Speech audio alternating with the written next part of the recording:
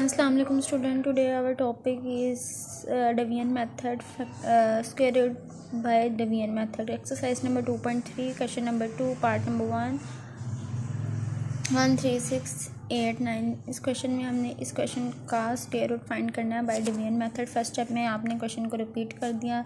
Next step में आपने क्या करना है, 3 6 8 9 आपने पेयरिंग स्टार्ट कर देनी है राइट टू लेफ़्ट, यानी कि यहाँ से आपने पेयर्स बनाना शुरू कर देना है। फर्स्ट आपका पेयर आ गया 89, सेकंड आपका पेयर आ गया 36 और एक आपका पेयर यहाँ पे जो है 1 जो है वो आपके पास इसी तरह से रह गया। क्लियर है। अब आपने इसको किस में लिख देना है, डिवीजन फॉर्म में। क्लियर है। जब आपने इसको मल्टीप्लाई करना है, जब भी आपने डिवीजन फॉर्म में इसको मल्टीप्लाई करना है तो आपने ये देखना है कि आप जब मल्टीप्लाई कर रहे हैं तो स्क्वायर्स के साथ करें। 1 मल्टीप्लाई बाय 1, यहाँ पे जो नंबर होगा वही ये नंबर यहाँ पे होना चाहिए। 1 multiply by is equals to 1, यानी कि अगर हम 1 को 1 के साथ मल्टीप्लाई करेंगे तो आपके पास फर्स्ट वाला नंबर आ जाएगा। आप लिखेंगे 1 मल्टीप्लाई बाय 1, ठीक है। माइनस करेंगे तो आपके पास 0 रह गया। अब आपने इस पेयर्स को क्या करना है, नीचे शिफ्ट कर देना है 36 को नेक्स्ट स्टेप में। क्लियर है। अब आपने क्या करना है, ये जो दो आपके पास नंबर्स आए, इन जो ऊपर वाला नंबर और जो नीचे वाला नंबर, इनको आपने क्या कर देना है, ऐड। 1 + 1 कितने हो गए, 2। अब आप लोगों ने 2 के साथ ऐसे नंबर को ऐड करना है कि आपके पास 36 आए या इससे कम आए, यानी कि 2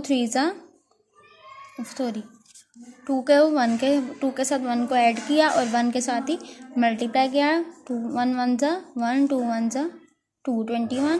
तो 21 36 से छोटा है। अब हम नेक्स्ट करेंगे, 2 के साथ 2 को ऐड किया और 2 के साथ ही मल्टीप्लाई किया, यानी कि आपने जब भी मल्टीप्लाई करना है तो आपके पास वो स्क्वायर्स में होना चाहिए, यानी कि जो ऐड कर रहे हैं और जो मल्टीप्लाई कर रहे हैं वो नंबर्स जो हैं वो सेम होने चाहिए। यहाँ पे 3 नहीं लिखेंगे आप।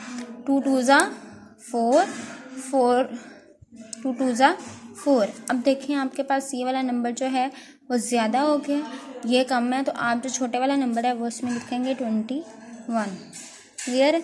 यहाँ पे आपने 2 के साथ 1 को ऐड किया था और 1 के साथ मल्टीप्लाई किया था, ये ऊपर आ गया।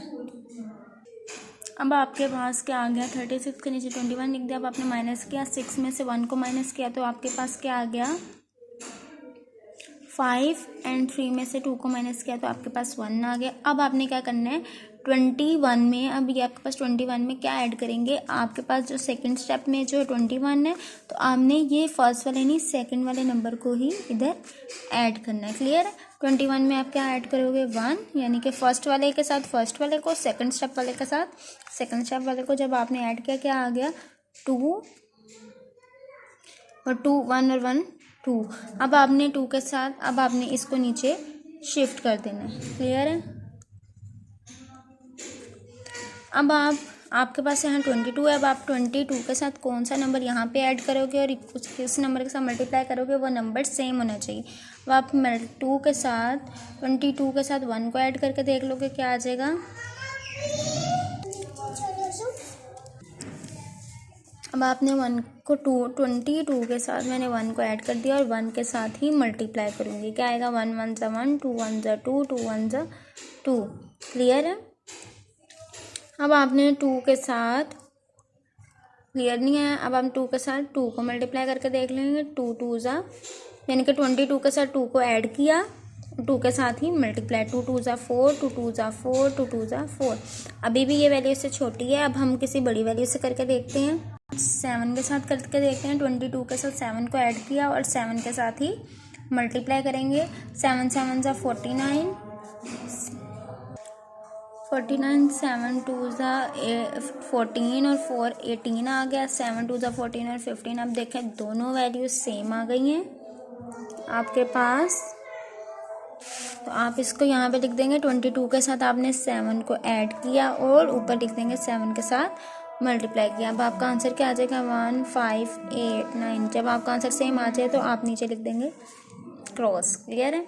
अगर आपने देखना आपका आंसर ठीक है तो आप 117 को मल्टीप्लाई करेंगे 117 के साथ, तो आपके पास आंसर क्या आ जाएगा, 1 3 6 8 9। सो आप लिख देंगे square root of 1 3 6 8 9 is equals to 117। Clear है।